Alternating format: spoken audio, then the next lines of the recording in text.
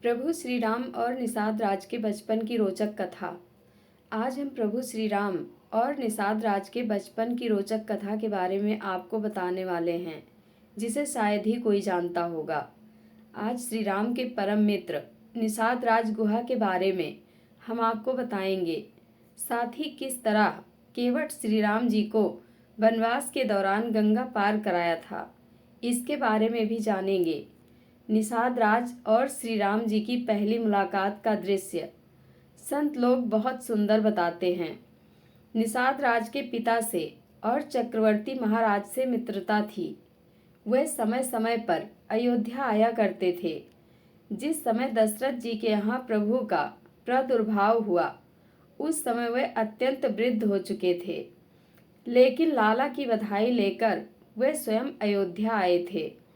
अवध के चारों लाला का दर्शन कर परम आनंद की अनुभूति हुई थी। जब वृद्ध निषाद अयोध्या से वापस आए तो छोटे निषाद और परिवार में लाला की सुंदरता का वर्णन करते। यह सब सुनकर छोटे निषाद को लाला को देखने की बड़ी उत्कंठा हुई। इसी तरह 5 वर्ष का जब हो गया छोटा निषाद और पिता और वृद्ध हो गए, तो एक दिन बूढ़े पिता ने आज्ञा दे दी कि जाओ लाला का दर्शन कराओ। साथ में सहायक भी भेज दिए। बूढ़े पिता ने सुंदर मीठे फल और रुरु नामक मृग के चर्म की बनी हुई छोटी छोटी पहनियां भेंट स्वरूप देकर विदा किया।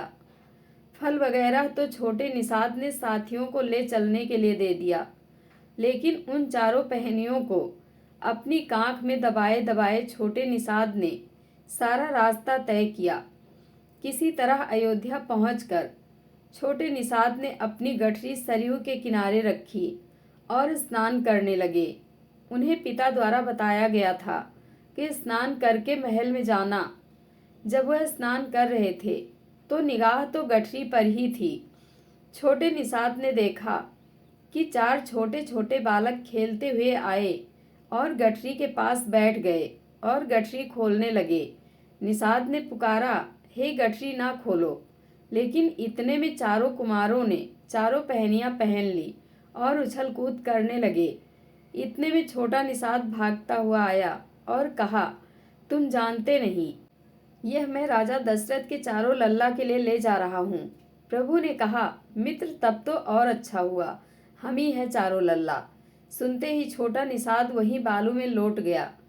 उठाकर प्रभु ने सीने से लगा लिया। अब 5 लोग हाथ में हाथ डाले महल की ओर चल पड़े। वहां पहुंचकर चारों भाइयों ने महाराज को प्रणाम किया, तो उसी तरह निषाद ने भी प्रणाम किया। प्रभु ने परिचय कराया कि यह मेरा मित्र है। राजा दशरथ बहुत प्रसन्न हुए। उन्होंने देखा कि निषाद के साथ ये चारों भाई बहुत प्रसन्न रहते हैं। राजा दशरथ ने बहाने से निषाद को अयोध्या में धनुर्विद्या सिखाने के बहाने रोक लिया।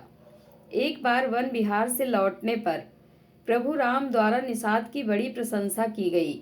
उसी समय राजा दशरथ ने निषाद को अपने सीने से लगा लिया और अपने हाथ का कंगन पहनाते हुए श्रृंगवेरपुर का राजा होने की घोषणा कर दी। उसके बाद वनवास के समय प्रभु से मुलाकात होती है। वनवास काल में राम सीता तथा लक्ष्मण को केवट राज जी से कहकर गंगा पार करवाते हैं। वह राम के बाल सखा थे। श्री निषाद राज व राम ने एक ही गुरुकुल में रहकर शिक्षा प्राप्त की। आदिवासी समाज आज भी इनकी पूजा करते हैं।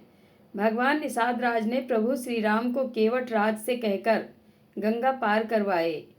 वह श्रृंगवेरपुर अर्थात प्रयागराज उत्तर प्रदेश के राजा थे। वनवास के बाद राम ने अपनी पहली रात अपने मित्र श्री निषाद राज जी के यहाँ बिताई। श्री निषाद राज की आदिवासी सेना ने ही लंका पर विजय प्राप्त की थी। जय श्री राम। धन्यवाद।